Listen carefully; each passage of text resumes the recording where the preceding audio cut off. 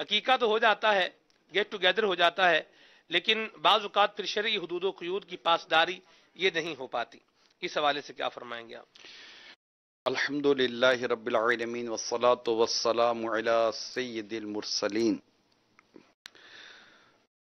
آپ نے بہت بنیادی مدنی پھول بیان کیے کہ مدنی مذاکرے کے جو فوائد ہیں، جی یقیناً ایک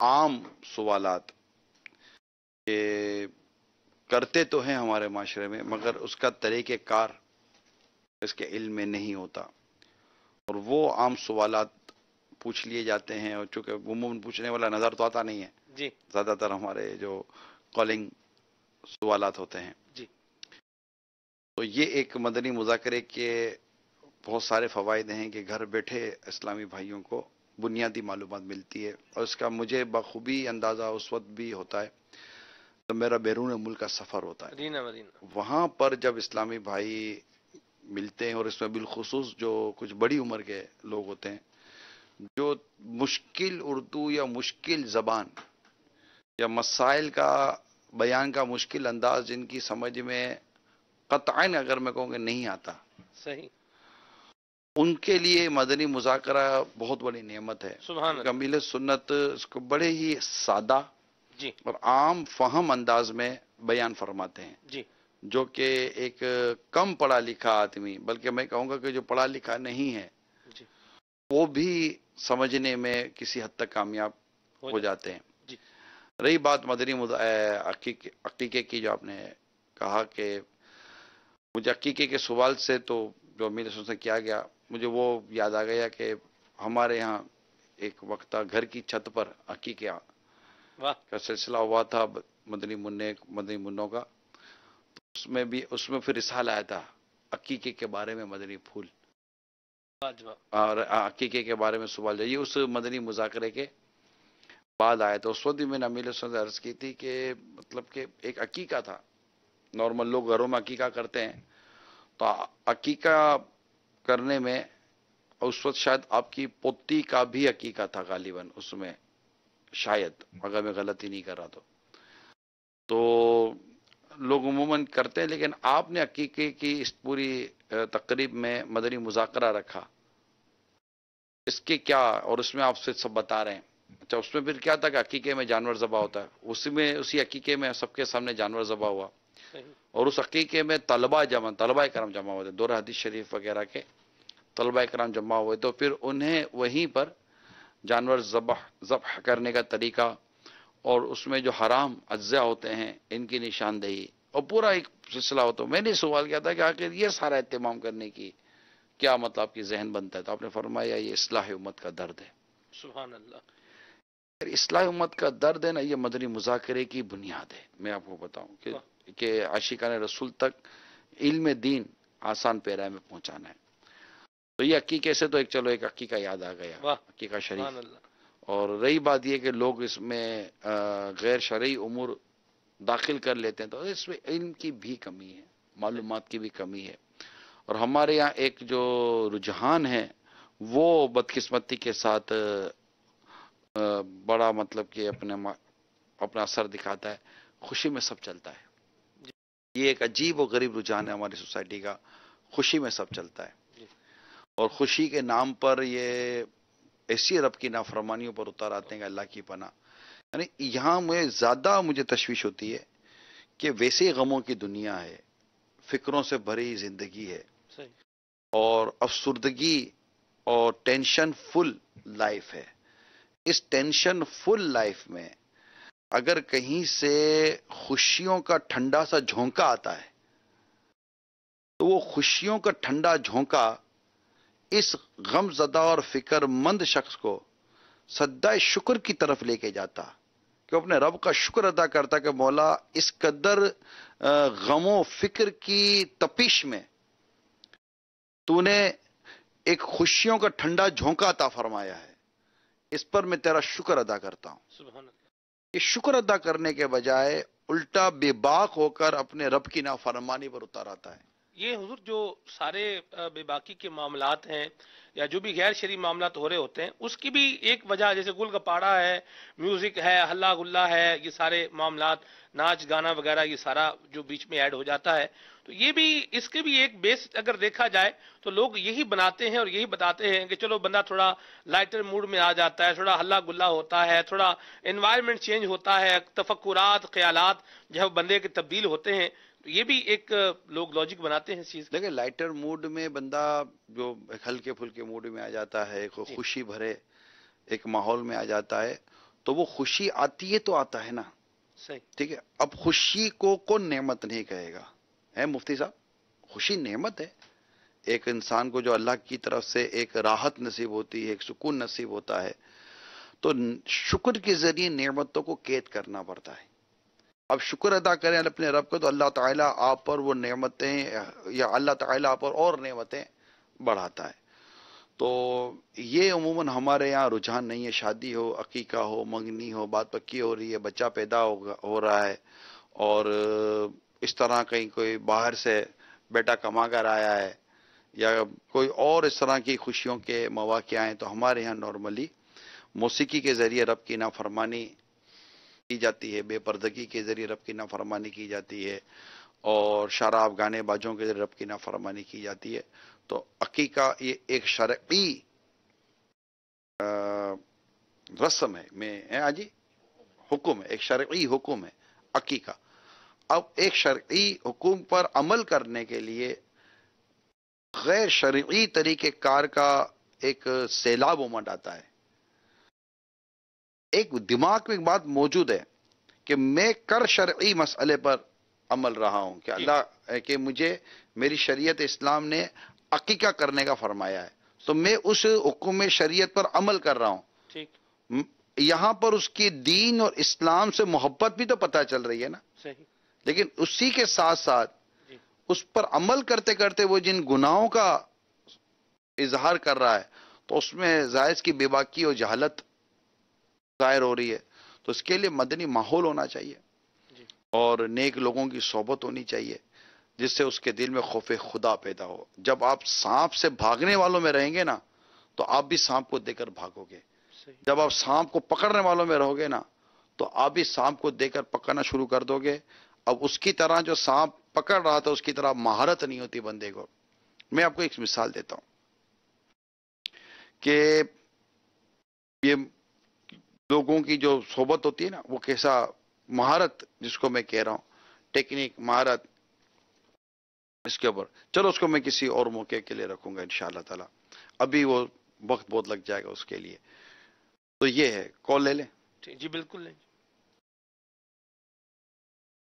ماشاء اللہ، آج کا مدنی مذاکرہ مدینہ مدینہ۔ عرض یہ ہے کہ آج کے مدنی مذاکرے میں یہ بھی بات بڑی واضح طور پر ہمیں جاننے کو ملی کہ معتکف اسلامی بھائی کو اعتکاف میں بٹھانا مدینہ مدینہ، لیکن ہم ان لوگوں کو ہی دعوت دیں اعتکاف میں لانے کی جو واقعی میں وہاں سے جانے کے بعد پھر وہ اللہ و رسول کی رضا والے کام کرے، اپنے ماں باپ کی آنکھوں کی ٹھنڈک بنے، معاشرے میں ایک نیکو کار جیسا ان کا معاملہ ہو، اور نیکیاں پھیلانے والے بنے، لوگوں کو نیکی کی دعوت دے۔ اصل مقصد باپا کا یہی تھا کہ ہم ایسے لوگوں کو لائیں جو الحمدللہ یہاں پر آ کر تربیت پانے کے بعد لوگوں میں ایسا ان کا مدنی کام کرنے کا جذبہ بڑھ جائے۔ یہی میرے مرشد کا مقصد ہے۔ عرض یہ ہے کہ اپنے ایک مبلغہ اسلامی بہنیں 8-9 سال سے تقریباً وہ دعوت اسلامی کا کام کرتی تھی، آج ان کا انتقال ہو گیا ہے۔ ان کے لیے بے حساب دعائیں مغفرت فرما دے، اور میرے والد صاحب کے لیے بھی بے حساب دعائیں مغفرت فرما دے۔ اللہ کریم ان کی بے حساب مغفرت فرمائے، آمین۔ اور ان کے صغیرہ کبیرہ گناہ معاف فرمائے، غری کے رحمت فرمائے، اور ان کے تمام لواحقین کو اللہ کریم صبر اور صبر پر اجر عطا فرمائے۔ معتکفین کے حوالے سے جیسے ابھی ہمارے اسلام بھائی نے کال کی، امیل سنت نے بہت پیارے پیارے مدنی پھول بیان کیے معتکفین کے حوالے سے۔ صاحب، آپ کو نہیں لگتا کہ عام مساجد جن میں عام اسلامی بھائی، عام نارملی افراد ہوتے ہیں محلے علاقوں کے، دعوت اسلامی کے، آپ اس سے ماحول سے ہٹ کر بھی میں عرض کر رہا ہوں، عاشقان رسول اعتکاف کرتے ہیں، بہت ساری مساجد میں کرتے ہیں، آپ کو نہیں لگتا کہ جیسے کہ مدنی پھول امیر سنت نے بیان فرمائے تو جمعہ یا دیگر مواقع پر عام ائمہ مساجد اسی طرح کے مدنی پھول اپنی مساجد میں بیان کریں، ایک تو اعتکاف کی ترغیب دلائیں کہ آپ کریں، کیونکہ مسجد میں کریں گے تو ثواب ملے گا۔ عموماً نارملی عام مساجد میں آخری عشرے کا سنت اعتکاف کیا جاتا ہے، مگر اس میں بھی ہم نے ماضی میں دیکھا ہے کہ عام مساجد میں بھی جس طرح نوجوان عام طور پر آ جاتے ہیں جذبے کے تحت، ایک آدھ دن ان پر تھوڑا سا ایک اثر رہتا ہے، اس کے بعد پھر وہ اسی طرح کھانے پینے میں، اور بلکہ میں تو ایک مسجد میں جب میں حاضریاں ہوتی تھیں تو اس میں دو طرح کے اعتکاف ہوتے تھے، ایک دعوت اسلامی کے تحت اور ایک عوامی اعتکاف بھی میں نے دیکھا ہے، اور دعوت اسلامی کے تحت ہونے والا بھی اعتکاف میں نے دیکھا ہے، ایک ہی مسجد میں دو یہ میں نے دیکھے ہیں۔ تو ایک عام جو ہوتے ہیں مساجد میں جو عام اسلام میں اعتکاف کرتے ہیں، تو کیا آپ کو نہیں لگتا ائمہ مساجد کو، آپ ایک مسجد کے امام ہیں، ان کو بھی ان مدنی پھولوں کو اپنی اپنی مساجد میں اور اپنے اپنے نمازیوں میں بیان کرنا چاہیے، تاکہ ان کے یہاں ہونے والے اعتکاف میں بھی جو مسجد کا تقدس ہے اور جو اعتکاف کا تقدس ہے اس کو پامال ہونے سے بچایا جائے۔ بسم اللہ الرحمن الرحیم۔ بالکل، یہ تو اصل میں ایک تو معتکفین کے لیے یہ مدنی پھول ہیں، اور ویسے بھی مسجد کے جو آداب ہیں وہ تو ائمہ مساجد کو عمومی طور پہ ویسے ہی بیان کرنے چاہیے، کیونکہ جیسے جیسے زمانہ رسالت سے دوری ہوتی جاتی ہے تو لوگوں کو جو علم ہے اس سے دوری ہوتی جا رہی ہے، تو مسجد کے ادب اور آداب ویسے ہی اٹھتے چلے جا رہے ہیں، لوگ ویسے ہی مسجد کے آداب نہیں بجا لاتے، بے ادبی کمیونٹی ہال کا نام دیتے ہیں مسجد کو، میں نے جی سنا ہے۔ جی، تو اس لیے ضروری ہے کہ مسجد کے آداب تو عمومی طور پہ بیان کرتے رہنے چاہیے، اور رمضان مبارک آئے تو جو طریقہ کار ہے اعتکاف کا وہ بھی بتانا چاہیے، ترغیب بھی دلانی چاہیے، اور ساتھ ہی ساتھ مسجد کے آداب معتکفین کو جمعے کے بیان میں تو ویسے ہی بیان کرنے چاہیے، اور امام کو تو ویسے ہی چاہیے کہ وہ جب اعتکاف کرنے والوں پتہ چل جائے کہ کون کون اعتکاف کر رہا ہے تو بالخصوص ان کو جمع کر کے جو امام مسجد ہے اس کو تو مدنی پھول دینے چاہیے، کیونکہ اس کا ایک اچھا اثر ہوتا ہے، اور وہ بتائیں ان تمام کو کہ مسجد کا ادب کس طریقے سے بجا لانا ہے، تو انشاءاللہ تبارک و تعالی اس کا بہت اچھی پر طریقے سے اثر پڑے گا۔ اس میں مطلب کہ یہ کہ جیسے 21 رمضان المبارک یعنی 20 رمضان المبارک کو مغرب کی نماز سے پہلے غروب آفتاب سے پہلے معتکفین نے مسجد میں اسلام بھائی نے معتکف ہونے کے لیے مسجد میں آنا ہوتا ہے، تو اگر اسی کی مغرب پڑھ کر ہی وہ بہت تازہ معاملہ ہوتا ہے نا، اور بہت یہ 10-12-15 منٹ کا عموماً ہو سکتا ہے کہ یہ چند مدنی پھولوں کا درس ہو، تو وہ تازہ ہوتا ہے، تاکہ وہ ابھی آئے ہیں، ابھی مغرب پڑھی ہے، اب اس سے پہلے کہ یہ کسی بڑے گناہ میں مبتلا ہو جائیں، بڑی بے ادبی میں مبتلا ہو جائیں، انہیں سمجھا دیا جائے تو ہو سکتا ہے کہ اس کے فوائد مل جائیں۔ کال چلائیے۔ سلسلہ مدنی مذاکرے کی مدنی مہک بہت اچھا ہے۔ اللہ عز و جل نگران شورا کو شاد و آباد رکھے۔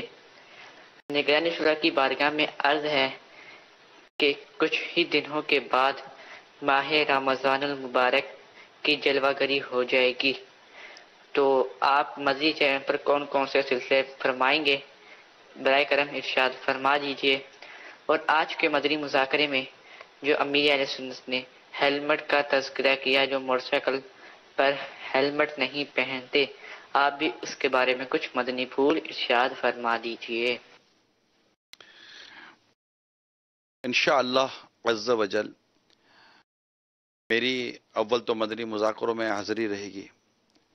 نارملی عصر کی نماز کے بعد جو مدنی مذاکرہ ہوتا ہے اس میں مدنی مذاکرے سے پہلے چند مدنی پھول بیان کرنے کی میں کوشش کرتا ہوں، جس میں زیادہ تر میری کوشش ہوتی ہے کہ اوراد و وظائف اور اس طرح کے چند مدنی پھول بیان کروں، کیونکہ پھر فوراً امیر سنت کی جلوہ گری ہو جاتی ہے، اور اس کے بعد پھر مغرب کے نماز کے فوراً بعد پھر جو ایک سلسلہ ہے وہ انشاءاللہ اس بار ہم کرتے ہیں۔ اس بار جو ہم نے نیت کی سلسلہ، اس کا نام رکھے غلطیوں کی پہچان۔ ہمارے بہت سارے معاملات، عقائد و نظریات، عبادات، اخلاقیات و معاملات ایسے ہیں کہ جو غلط رائج ہیں، اور اس میں ہماری اپنی ذاتی طور پر بہت ساری غلطیاں چھپی ہوئی ہیں، خواہ وہ نماز سے متعلق ہو یا روزے سے متعلق ہو یا زکوٰۃ سے متعلق ہو یا عام آس پاس پڑوسی کاروبار رشتہ داری کے حوالے سے ہو، کچھ کھانے پینے کے حوالے سے ہو، پہننے اوڑھنے کے حوالے سے ہو، تو بہت ساری چیزیں جو ہماری زندگی میں رائج ہیں اور ہم اسے اختیار کیے ہوئے ہیں، مگر اس میں غلطیاں پائی جاتی ہیں. تو ہم کوشش کریں گے کہ اس بار مغرب کی نماز کے بعد جو سلسلہ ہے افطار کے بعد مغرب کے بعد، وہ انشاءاللہ اس کا عنوان ہم نے رکھا ہے غلطیوں کی پہچان. تو یہ ہم کریں گے انشاءاللہ، اور اس میں پھر آپ کی کالز بھی لیں گے. تو ایک تو وہ اس میں حاضری کی نیت ہے، پھر عشاء اور تراویح اور انشاءاللہ مدنی مذاکرے سے قبل بھی ہر سال میری حاضری ہوتی ہے امیل سنت کی آمد تک. تو مدنی مذاکرے سے پہلے بھی انشاءاللہ حاضری کی نیت ہے، اور اس میں بھی انشاءاللہ مختلف عنوانات پر کچھ نہ کچھ مدنی پھول دیں گے. اس میں انشاءاللہ سلمان بھائی بھی ساتھ ہوں گے اللہ نے چاہا تو. اور پھر انشاءاللہ مدنی مذاکرے میں شرکت کریں گے، اور پھر فجر کی نماز کے بعد بیان کی نیت ہے اللہ کی رحمت سے. تو فجر کی نماز کے بعد تقریباً 20 سے 25 منٹ کا بیان ہوتا ہے معتکفین میں، وہ بھی براہ راست نشر کیا جاتا ہے. تو جرنلی یہ میری جو حاضری جو اسکیجول ہوئی ہے، جو جدول ملا ہے، انشاءاللہ اس کے مطابق میں اس پر عمل کرنے کی کوشش کروں گا. آپ دعا کیجیے اللہ ایمان کی سلامتی، صحت و تندرستی، ذوق و شوق اور اخلاص کے ساتھ ان امور کو بجا لانے کی توفیق عطا فرمائے. آمین. صلو علی الحبیب صلی اللہ تعالی علی محمد. یہ وہ ہیلمٹ کے بارے میں انہوں نے فرمایا تھا. تو امیل سنت نے ماشاءاللہ شافی کافی مدنی پھول ہیلمٹ کے بارے میں عطا فرمائے. میں سے اتنا کہوں گا آپ کو، موٹر سائیکل چلانے والوں ہیلمٹ خرید لیجئے اور روزانہ اس کو پہنیے. اور اس میں بالخصوص میں امی جان اور بچوں کی جو امی ہیں، ماں ہیں، بچوں کی ماں ہیں، بہنیں ہیں، ان سے بھی مدنی التجا کروں گا کہ جو جب آپ کے یہ محرم اور گھر کے افراد گھر سے باہر نکلیں تو ان کو ہیلمٹ ان کے سامنے رکھ دیا کریں. اس میں آپ کا بھی بھلا ہے، ان کا بھی بھلا ہے. تو انشاءاللہ امید ہے گھر سے پریشر ہوگا تو شاید ہیلمٹ پر پابندی بھی ہو جائے گی. یہاں کچھ گفتگو ہوتی ہے یہ ہیلمٹ کے حوالے سے، یعنی جو بائک چلانے والے ہیں انہی سے سنا ہے کہ ہیلمٹ اگر آپ نے پہنا ہوا ہو تو بندہ دائیں بائیں جو ہے وہ دیکھ نہیں سکتا. یعنی اگر آپ کو اوورٹیک کرنا ہے یا کہیں ٹرن کرنا ہے تو دائیں بائیں آپ جو ہے وہ نہیں دیکھ سکتے، ہیلمٹ جو ہے وہ آگے آ رہا ہوتا ہے. ایک بات ہے. دوسری بات کہنے والے یہ بھی کہتے ہیں کہ گرمی چونکہ جو ہے وہ کافی زیادہ ہوتی ہے تو ایک بعض اوقات گھٹن بھی جو ہے وہ اس میں ہیلمٹ کے اندر محسوس ہوتی ہے. خاندانی ہو، اچھا ہیلمٹ ہو، صحیح ٹھیک ہے. تو اس کے اندر خود ہی ایسے مطلب کہ وہ مٹیریل ہوتا ہے کہ وہ آپ کو بلکہ گرمی کی شدت اور بہت ساری حفظ سے وہ ہیلمٹ آپ کو بچاتا. آپ نے دیکھا مائکرو ویو، شاید آپ نے مائکرو ویو دیکھے ہوں گے. مائکرو ویو دو طرح کے ہیں. ایک مائکرو ویو وہ ہوتا ہے کہ جو ہیٹ پیچھے سے نکالتا ہے. جب آپ یہ چیز گرم کرتے ہیں تو اس کی ہیٹ کہیں سے تو جا رہی ہے نا، جی، تو اس کی ہیٹ پیچھے سے نکلتی ہے. اور ایک مائکرو ویو ہوتا ہے جس کی ہیٹ اسی کا جو دروازہ ہے نا، ڈور، اس کے اوپر سے نکل رہی ہوتی ہے. یہ الگ الگ چیزیں ہوتی ہیں. اب آپ نے پیچھے سے سارا بند کر دیا اور مائکرو وہ لے لیا جس کی ہیٹ بھی پیچھے سے نکلتی ہے. تو اب آپ چلا لیں مائکرو ویو، پھر آپ بولا گرم نہیں کرتا، خراب ہو جاتا ہے، یہ ہو جاتا ہے. یہ سینس ہونا چاہیے کہ میں اگر کوئی چیز لے رہا ہوں تو مجھے اس کا ہے کہ کون سی چیز لینی ہے، کہاں لینی ہے، اور کدھر مجھے فٹ کرنی ہے.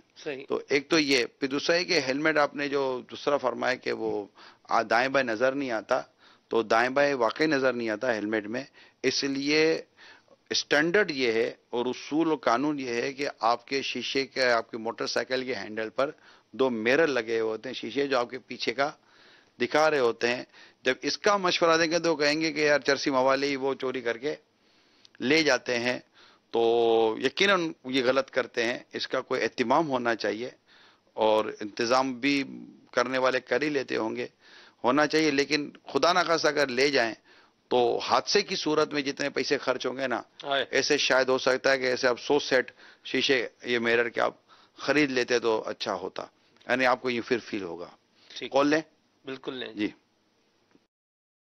میں ہند یو پی کانپور سے بول رہا ہوں. میرا نگرانی شورا سے یہ سوال ہے کہ نگرانی شورا کو پاپا جان سے ملنے کے لیے کوئی اپوائنٹمنٹ لگانا پڑتا ہے یا وہ ڈائریکٹلی ملتے ہیں؟ جی حضور بتائیں، جواب دیں. آتے ہیں وہی جن کو عطار بلاتے ہیں. اللہ اکبر، سبحان اللہ، سبحان اللہ. اب مرشد کی بارگاہ میں باریاں بھی اب وہ جیسے چاہیں گے، جس کو چاہیں گے، جس طرح کی حاضری کی سعادت عطا فرما دیں گے. سبحان تو جو مزاج یار میں آئے. اللہ، کیا بات ہے، ماشاء کول اللہ. چلائیں. ٹھیک ہے. نماز میں دعائے قنوت پڑھنا بھول گئے اور رکوع میں چلے گئے، اس صورت میں واپس آ کے دعائے قنوت پڑھیں گے یا کہ سجدہ سہو کر کے تو نماز مکمل کی جائے گی؟ مفتی صاحب. آخر میں اگر سجدہ صاف کر لیا تو اس صورت میں آپ کی نماز ہو جائے گی. جی کال دیں. میرا مفتی صاحب کی بارگاہ میں یہ سوال عرض ہے کہ کیا مغرب کی نماز میں 3 فرض ادا کرنے سے پوری نماز ادا ہو جائے گی؟ اگر سنتے اور نفل نہ پڑھیں اور خالی 3 فرض پڑھ کے چلے جائیں تو کیا پوری نماز ادا ہو جائے گی؟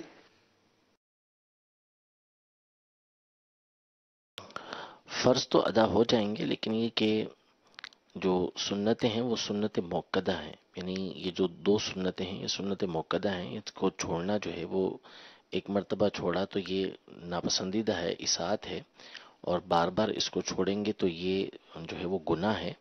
لہذا اس کو چھوڑنے کی عادت بنانا جو ہے یہ درست نہیں ہے. فرض بہرحال پڑھیں گے تو فرض کی ادائیگی ہوگی، سنت چھوڑنا یہ درست نہیں ہے.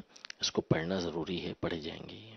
ماشاء اللہ. میلاد حال میں بھی اسلامی بھائی خصوصی مدنی مذاکرے کے لیے جمع ہو گئے. واہ سبحان اللہ، کیا بات ہے مدینے کی. یہ دیکھا ہے امیر علیہ سنت مدنی مذاکروں میں بھی بہت احتیاط کا ذہن جو ہے وہ دیتے ہیں، اور آپ کا یہ طرح امتیاز ہے. آج بھی کافی گفتگو کیا ہے؟ فرمائی. احتیاط کا ذہن دیتے ہیں، جیسے مختلف چیزوں میں، جیسے سفر کرنا ہے تو اس کے لیے احتیاطوں کا آج بیان ہوا، جس طرح آپ نے بھی آج اس پر کافی روشنی ڈالی ہے. لیکن دیکھنے میں یہ بات آئی ہے کہ لوگوں کی توجہ اس طرف کانسنٹریشن ہوتی نہیں احتیاط کی جانب. جیسے مثال کے طور پر دوائیوں پر عمومی ایک عبارت لکھی ہوتی ہے کہ تمام دعائیں بچوں کی پہنچ سے دور رکھیں، لیکن پھر بھی اس طرح کی جو ہے وہ والدین کی طرف سے نیگلیجنس ہوتی ہے، غفلت ہوتی ہے کہ وہ دوائیں بچوں کی پہنچ میں آ جاتی ہیں. یعنی آپ نے ٹیبل پر دوائیں رکھی ہیں، میڈیسنز رکھی ہیں، اور آپ کا بچہ اس ٹیبل تک رسائی رکھتا ہے، تو اس سے بہت سارے جو ہے وہ نقصانات بھی ہوتے ہیں، بچوں کی زندگیاں بھی خطرے میں آ جاتی ہیں. میرا سوال جو ہے وہ یہ ہے کہ اتنی توجہ دلانے کے باوجود بھی جو عام بندہ ہے اس کی توجہ احتیاط کی طرف جو ہے وہ کیوں نہیں ہوتی؟ غفلت کا دور دورہ ہے، اور اس پہ سستی بھی کار فرما ہوتی ہے. بعض اوقات دوائیں پی کر وہیں رکھ دینے کا مزاج ہوتا ہے، جی. اور چیزیں اپنی جگہ نہ رکھنے کا بھی مزاج ہوتا ہے.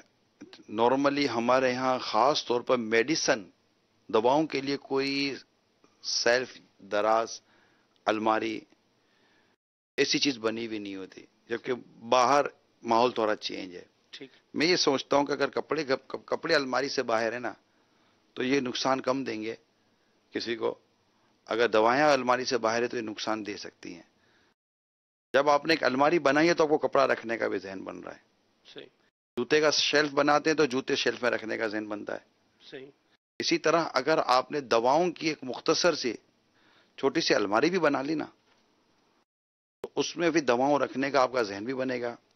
ایمرجنسی کی صورت میں وہاں سے دوائیں نکالنا آسان ہو جائے گا. کیا بات. پھر وہ جگہ ایسی ہو جہاں پر ٹیمپریچر اور ہیٹنگ وغیرہ کا سارا معاملہ ہو تاکہ دوائیں معیار کے مطابق رہیں. ورنہ عموماً دوائیں اتنی گرم جگہوں پر رکھتی جاتی ہیں کہ بسا اوقات پھر اپنے وہ مثبت اثر جو اس کا ہوتا ہے وہ زائل ہو جانے کا بھی اور ضائع ہو جانے کا اندیشہ رہتا ہے. تو اس میں لکھا ہوتا ہے کہ اتنی ایسی جگہ پہ رکھیں، ایسی جگہ، ساری ہدایت اس پہ لکھی ہوئی ہوتی ہے. ہم خود ہی ان ہدایت پہ عمل نہیں کرتے. کچن کے اندر چولہے کے اوپر الماری کے اندر ہم نے دوائیاں رکھی ہوئی ہوتی ہیں، نیچے سے کھانا بھی پک رہا ہوتا ہے، دوائیاں بھی پک رہی ہوتی ہیں. ٹھیک ہے. تو دوائیاں رکھنے کی، ٹیبلٹ رکھنے کا کوئی طریقہ ہوتا ہے. اس میں آئنٹمنٹ، بعضوں کا زخم لگ جاتا ہے، اب بندہ بھاگتا رہے دوائی ڈھونڈے، دوائی کچھ ملتی ٹیوب نہیں ہے تو وہ ٹوتھ پیسٹ نکال کے لگا دیتے ہیں ٹھا کر کے. ٹھیک ہے. اب اس کے اندر ویسے ہی وہ ٹوتھ پیسٹ کے اندر کوئی ایسے اجزاء ہوتے جیسے ٹھنڈک تو ہوتی ہے، تو وہ چیزیں استعمال کرتے. تو اگر کوئی پٹی ہوتی ہے، بینڈیز ہوتی ہے، اسکاچ ٹیپس ہوتی ہیں، آئنٹمنٹ ہوتے، ٹیوب ہوتی ہیں، دوائیاں ہوتی ہیں، اس طرح لال بلو دوائیاں ہوتی ہیں اور ٹیبلٹ ہوتی ہیں. تو یہ ہے. اب ٹیبلٹ بھی جو ہے نا، میں تو مشورہ دوں گا، جب آپ نے کہا ہے نا خیر الناس من ينفع الناس، تو میں آپ کو مشورہ یہ دوں گا مدنی چینل کے ناظرین، میڈیکل اسٹور پہ جب بھی دوائیں لینے جائیں، آپ ان کو کہیں کہ مجھے زیادہ دیر تک ایکسپائری ڈیٹ کی دوا چاہیے. اب اس کی مینوفیکچرنگ ڈیٹ دیکھیں، جو بالکل لیٹسٹ بن کر آئی ہو نا وہ لیں. میں لیتا ہوں بعض میڈیسن، میرے پاس جیسے ایک میڈیسن میں ابھی لی ہے، اس کی ایکسپائری ڈیٹ 2020 ہے. اور میں ضرور دوائیں کو کھانا تھوڑی ہے کہ دوائیں کھاتے ہی رہیں گے، ضرورت پڑتی ہے آدمی کو تو 2 ماہ 3 ماہ کے بعد ضرورت پڑے گی. صحیح. تو باقاعدہ ہم اس کی وہ ایکسپائری ڈیٹ میں دیکھتا ہوں. اس کی ایکسپائری ڈیٹ یہ نہیں کہ ایکسپائر نہیں ہوئی، ہفتے 10 دن میں ایکسپائر ہو جائے گی. دودھ تھوڑی ہے کہ جو 4 دن میں اس کی بوتل ہم ختم کر دیں گے. دوائی ہے. تو اس میں یہ ہوتا ہے کہ پرانا اسٹاک پڑا ہوا ہوتا ہے، تو ان کے پاس بھی وہ پڑا ہی ایکسپائری ہو جانے کی صورت بن جاتی ہے. تو میرا مشورہ آپ کو یہی ہے کہ دوائی جب بھی لیں تو میکسیمم جو اس کی ایکسپائری ڈیٹ ہو نا وہ دوائی لیا کریں. اس میں یہ ہوگا کہ وہ بن کر بھی ابھی آئی ہوگی، تو اس کا شاید ہو سکتا ہے کہ اثر جو ہے نا وہ زیادہ دیر پا ہو. یہی آپ کا وہ سیرپ جو ہوتا ہے کھانسی وغیرہ کا، کاک سیرپ لیتے ہیں، کچھ وٹامنس کی دوائیاں لیتے ہیں، کف سیرپ لیتے ہیں، وٹامنس کی دوائی لیتے ہیں، بخار وغیرہ کی نارمل جو گھروں میں استعمال ہوتی رہتی ہیں. تو اس کے لیے میرا مشورہ یہ ہے کہ سر پھر اس کو اسی میڈیسن کی دواؤں کی الماری میں رکھیں. مدینہ بچوں کو بھی پتا ہو، لیکن وہ بچوں کو پتا ہو کہ کہاں رکھی ہو، بچہ پہنچ نہ سکتا ہو. مدینہ اب پتا ہے کہ رکھی اوپر ہی ہے، صحیح، لیکن اس کے نیچے بھی 2 سیڑھیاں رکھی ہوئی ہیں، اس کے نیچے بھی کرسیاں رکھی ہیں. بچے کو کرسی پر چڑھ کے دوائی لینے میں کتنی دیر لگتی ہے؟ ایسی بات. تو وہ ساری چیزیں بس یہ ہوتا کامن سینس جس کو بولتے ہیں نا، ٹھیک ہے. کامن سینس کا استعمال کریں گے تو انشاءاللہ امید ہے کہ نقصانات سے بچ سکتے ہیں. تو کال بھی لے لیں. بالکل لیں. میں عثمان خالد اطاری پتوں کی شہزاد مدینہ سے بات کر رہا ہوں. نگران شورا سے میرا یہ سوال ہے کہ جو ماشاءاللہ سے رمضان کی آمد ہے اور اس سلسلے میں جو اسلامی بھائی روزے دار روزہ رکھ کے سیلز مین ہو اور وہ سیل مینی پہ نکلے فل گرمی میں، اس کے بارے میں مدنی پھول ذرا فرما دیجیے. انشاءاللہ امید مفتی صاحب سے انشاءاللہ مدنی پھولوں کا مدنی گلدستہ لیتے ہیں. کیا فرمائے سلمان بھائی؟ جی، سیلز مین ہے، گرمی میں روزہ رکھ کے وہ بیچارہ کیسے کام کرے، کیا سجیشن دیں گے آپ؟ سیل مین کے لیے کیا مشکل کام ہے اس میں؟ تو سب مزدور مارکیٹنگ کرتے ہیں نا جی، جو مختلف جگہوں پر جاتے ہیں، ڈسٹریبیوشن بھی کرتے ہیں. اس میں یہ ہے کہ اصل میں مزدور تک کے لیے یہ جزیہ لکھا ہے، یہ حکم لکھا ہے کہ وہ اتنا کام کرے گا کہ جس کے ساتھ وہ روزے کو پورا کر سکے. یعنی مزدوری کرتا ہے تو وہ آدھا دن مزدوری کرے، یعنی اتنا کمائے کہ اپنا خرچہ پورا کر لے اور روزے کو مکمل کرے. تو اسی طرح سیلز مین ہے تو اس کے لیے اگرچہ کہ ڈسٹریبیوشن ہو یا دوسرے معاملات ہوں تو مزدور کے مقابلے میں تو اس کی محنت کم ہوا کرتی ہے. تو یہ کام کرے گا جو اس کا رزق کمانا ہے، جس کے ذریعے سے خود کھاتا ہے، گھر والوں کو کھلاتا ہے، تو کمائے وہ. لیکن برحال روزہ تو اس نے رکھنا ہے، روزہ چھوڑنے کی تو اسے اجازت نہیں ہے. تو روزہ رکھے گا اور ساتھ میں کام بھی کرے، لیکن کام کی وجہ سے روزہ چھوڑنے کی برحال اسے اجازت یہ نہیں ہے. ٹھیک ہے. انشاءاللہ آئندہ پھر مدنی مذاکرے کے ساتھ لے کر حاضر ہوں گے. اجازت دیجیے. صلو علی الحبیب صلی اللہ تعالی علی محمد. مدنی مذاکرہ ہے شریعت کا خزینہ.